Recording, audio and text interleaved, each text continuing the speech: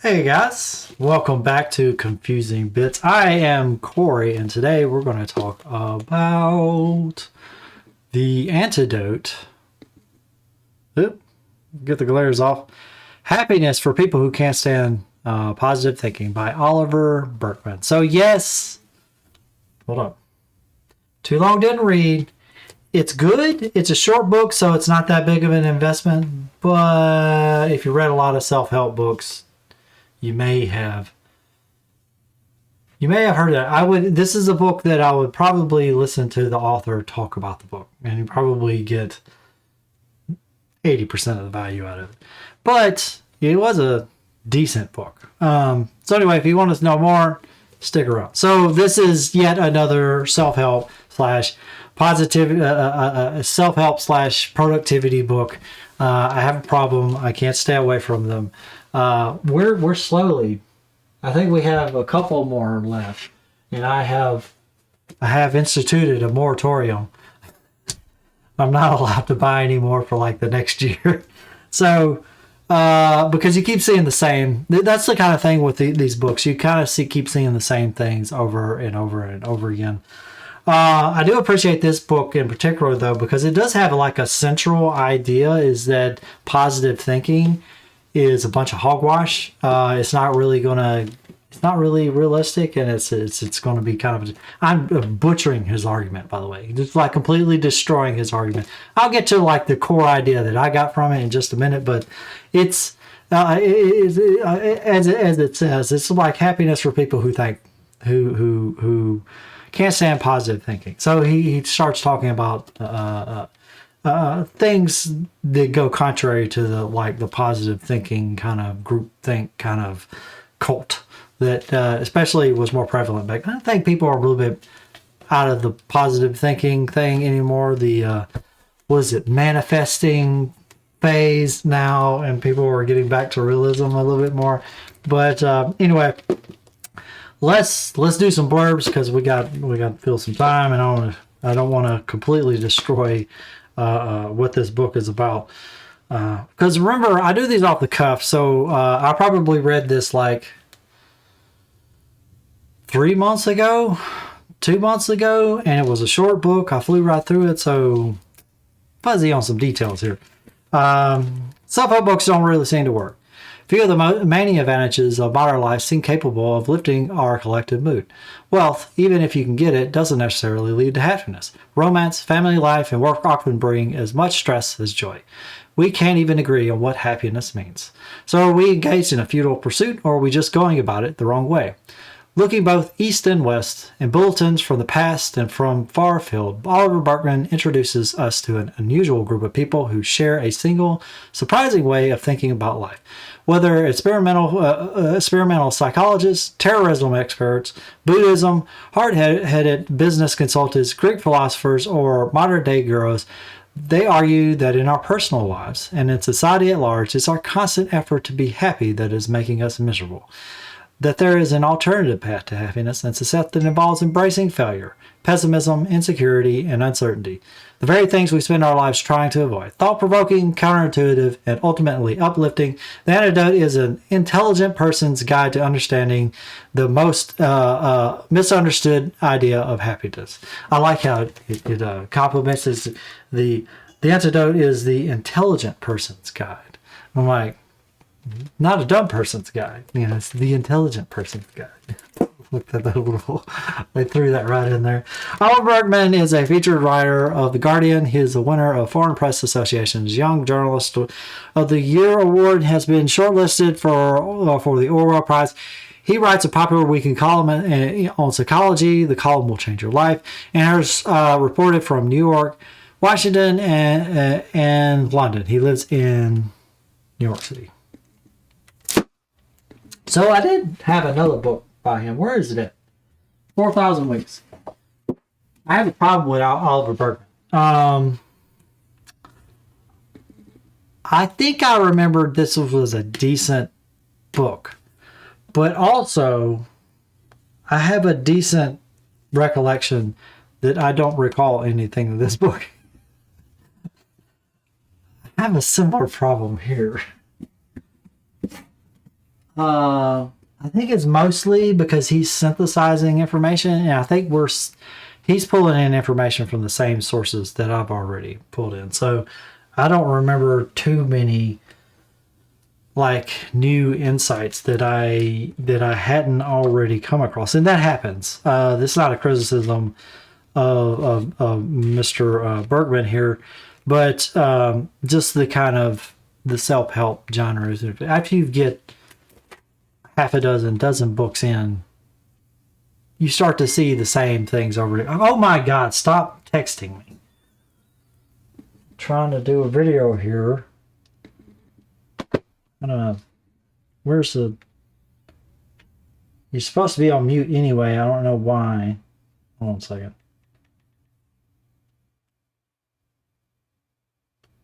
It's...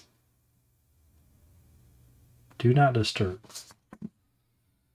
Family going nuts on. Sorry. It was on another video. They were just texting away. They do this occasionally. Be quiet for hours and then they're chatting away. You guys probably couldn't even hear anything. But anyway, what was I saying? So, yeah, I completely lost my train of thought. Thank you. That's the power of distraction, guys. It costs things. And like, don't be distracted. So let's just do some blurbs on the back. Some of the most truthful and useful words on happiness to be published in recent years. A marvelous synthesis of good sense, which would make a bracing detox of the self-help junkie. Julian Baggini, The Guardian. So yeah, he kind of synthesizes a bunch of stuff that I'd already seen. You if you've been in the space, reading the material in the space, you probably have been reading a lot of the similar ideas, which is fine. I think he does a good job of I remember it was a pleasant read. It's a short read. It is... How many books? How many pages? It's like, honestly, it's just like barely over 200. Yeah, it's barely over 200. So it's a quick read. You'll get through it in like a few hours, really. And it's a tiny book too. I don't even notice that's a normal size book. You know, normal size book. It's a little bit smaller, right? Obviously thinner. And I think that's a larger book. Anyway, being silly. It's a tiny book. So the one key idea, I will say, the one key idea that I did get from this, so that he talks about several different things. Really, he's starting to hit on stoicism, right? Realism, and thinking about, being realistic about things, making sure that you're considering, that you consider things that go bad and then you plan for them. You don't worry about it. You make a plan, and then you can continue along your way. Like if there's something that's worrying you, make a plan, figure out how you're going to deal with it, and then deal with it. I will say I was doing the meditation app from what's his face? I'm sorry, I have to see the book for me to be able to. Sam Harris, Waking Up. He talked about meditation, and I got his app. And he does the little meditation talks, and then he talks about philosophy, and then there's like another talk that you can listen to each day. I would listen to one each day, and it's on like philosophy and self-help and that kind of stuff. And one of them was Oliver Burkeman talking about something one day, and the topic was, this was like keyed me into like getting this book, was what's the worst that could happen? And he talks, it's a great, look it up. Look up Oliver Burkeman, what's the worst that could happen? He has a blog post on it that kind of goes, it's not the same exact thing that's on the Waking Up app. The Waking Up app is, he goes into it, I think he explains it a lot better than he did in his blog post. But if you look it up, you'll find the blog post and see what he's talking about. But he goes through what's the worst that can happen. So like there's something this is the power of positive thinking. You know, if you think positive, then, I don't need to worry about it. I'm like, I don't need to worry about this thing because I'm going to go the happy path and it's fine. And blah, blah, blah. I just got to think happy thoughts and manifest manifest what I want and, the secret and all that jazz. Which nonsense. But anyway, you get, you go down that rabbit hole of like, if you get a positive thing, it's like the way some people pray, right? They're praying for things that they want. They're praying for happiness. And that's just not, that's just not the way to live. You need to deal with things going badly. And part of that is, planning for things to go badly. So like, say I'm worried, I put this in an example. It's like, what's the worst that can happen? Think of whatever it is that you're worrying about. Think about how badly it can go. Think about the worst thing that can happen.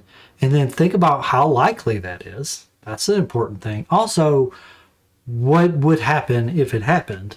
And how would you deal with it? And sometimes the worst that could happen isn't really that bad. So you're kind of worrying on it. So I have been traumatized from my career at some point along in my career where I'm just constantly afraid of getting negative reports at work. It's completely irrational, but still the same. I'm always concerned that somebody's going to criticize my work and that I'm going to get fired. I don't know why.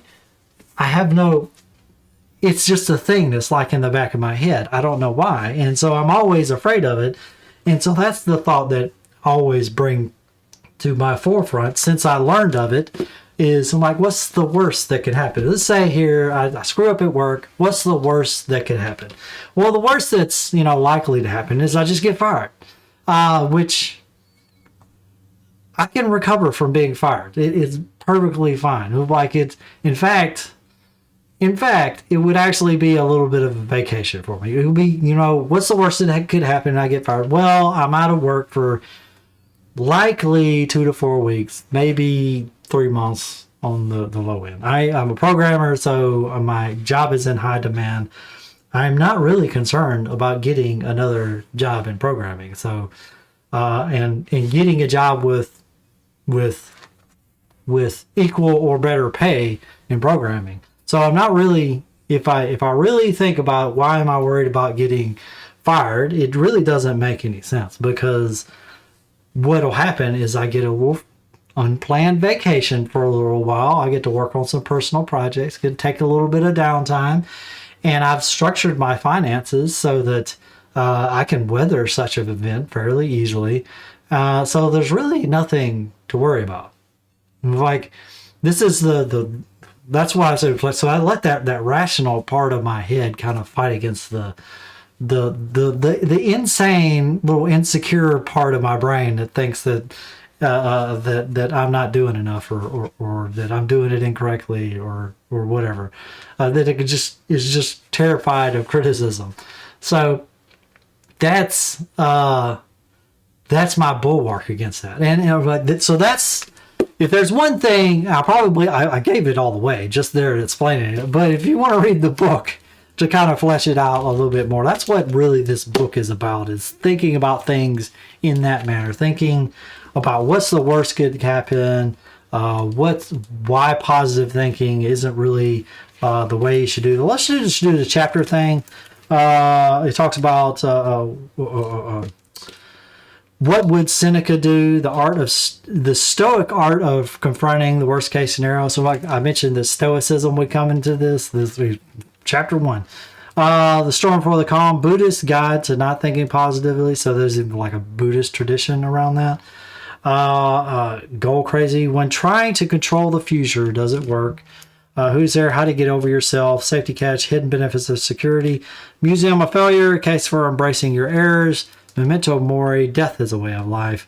An epilogue and negative capability. So that's basically all of the titles for the book, but all the titles for the chapters. But this might be a book that I'll revisit later and actually read through, because